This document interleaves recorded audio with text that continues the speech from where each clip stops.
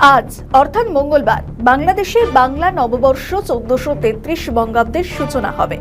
গত কয়েকদিন ধরে সে দেশে বাংলা নববর্ষ উদযাপনের প্রস্তুতি চলছে। এটি তারেক রহমানের সরকারের ক্ষমতার সিংহাসনে বসার প্রথম বাংলা নববর্ষ। কাজেই বিএনপি দলের পক্ষ থেকে বাংলা নববর্ষকে কেন্দ্র করে বাংলাদেশের সাজো সাজো রথ তৈরি হয়েছে। ইতিমধ্যে বাংলাদেশ এক চরম সংকটতম মুহূর্ত কাটাচ্ছে। জ্বালানি সংকট এবং আর্থিক সীমাবদ্ধতার কারণে বাংলাদেশের নবনিযুক্ত সরকারের পক্ষ থেকে আলোকসজ্জা এড়িয়ে চলার অনুরোধ করা হয়েছে। বিগত বহু বছরের মতো আজও বাংলাদেশের রাজধানী ঢাকা সহ গোটা বাংলাদেশ জুড়ে নববর্ষের শোভাযাত্রা বের হবে।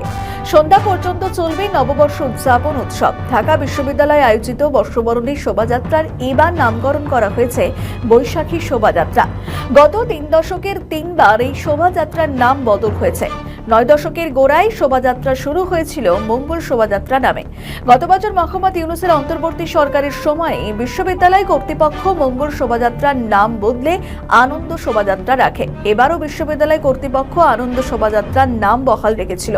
তবে সংস্কৃতি মন্ত্রী নিতাই রায়চৌধুরী মঙ্গল এবং আনন্দ কোনো নামেই সায় দেয়নি। তিনি নাম রেখেছেন বৈশাখী শোভাযাত্রা। আনন্দ হবে না, মঙ্গল হবে না, নতুন নামে হবে, সেটাই কন্টিনিউ করতে থাকবে। এটা হবে বৈশাখী শোভাযাত্রা। বৈশাখী শোভাযাত্রা, বৈশাখী মেলা, বৈশাখী শোভাযাত্রা, সবই বৈশাখী। বাংলা নববর্ষ উপলক্ষে বাংলাদেশের নবনিযুক্ত প্রধানমন্ত্রী তারেক রহমান দেশবাসীকে শুভেচ্ছা জানিয়েছেন। দেশবাসীর উদ্দেশ্যে প্রদত্ত বাণীতে তিনি বলেছেন, পয়লা বৈশাখ আমাদের জাতিসত্তা, ইতিহাস, সংস্কৃতি এবং আত্মপরিচয়ের এক অনন্য প্রতীক এবং নতুন বছরের আগমন পুরনো জীর্ণতা এবং গ্লানি পিছনে ফেলে সামনে এগিয়ে যাওয়ার প্রেরণা যোগায়। তারেক রহমান আরও বলেছেন, পয়লা বৈশাখের সঙ্গে অঞ্চলে কৃষি, প্রকৃতি এবং কৃষি ভিত্তিক অর্থনৈতিক কর্মকাণ্ডের সম্পর্ক অত্যন্ত নিবিড়। তথ্য প্রযুক্তির এই আধুনিক সময়েও প্রকৃতির সঙ্গে সামঞ্জস্য রেখে কৃষক তার ফসল উৎপাদনের সময় নির্ধারণ করেন। বাংলার হাজার বছরের ঐতিহ্য, লোক সংস্কৃতি, কৃষ্টি এবং মূল্যবোধের ধারাবাহিকতা পয়লা বৈশাখের মধ্য দিয়েই নতুন করে উজ্জীবিত হয়। তার কথায়, বৈশাখী মেলা, শোভাযাত্রা এবং হালখাতার মতো ঐতিহ্যবাহী আয়োজন আমাদের সংস্কৃতির বহুমাত্রিক সৌন্দর্যকে তুলে ধরে এবং জাতীয় ঐক্যবোধকে আরো শক্তিশালী করে।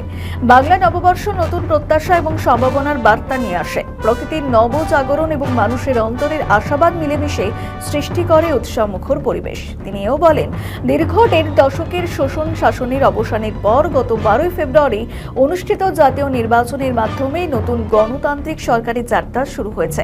দায়িত্ব গ্রহণের পর থেকে রাষ্ট্র এবং সমাজের সব শ্রেণী পেশার মানুষের জীবনমান উন্নয়নে বিভিন্ন কর্মসূচি বাস্তবায়ন শুরু হয়েছে। বাংলাদেশের প্রধানমন্ত্রী তথা বিএনপি সভাপতি তারেক রহমান বলেছেন, নির্বাচনী অঙ্গীকার বাস্তবায়নের অংশ হিসাবে সরকার ইতিমধ্যেই ফ্যামিলি কার্ড, ক্রীড়া কার্ড, খাল খনন কর্মসূচি এবং ইমাম, মুয়াজ্জিন, খতিব সহ অন্যান্য ধর্মের ধর্মগুরুদের জন্য আর্থিক সহায়তা কর্মসূচি চালু করেছে।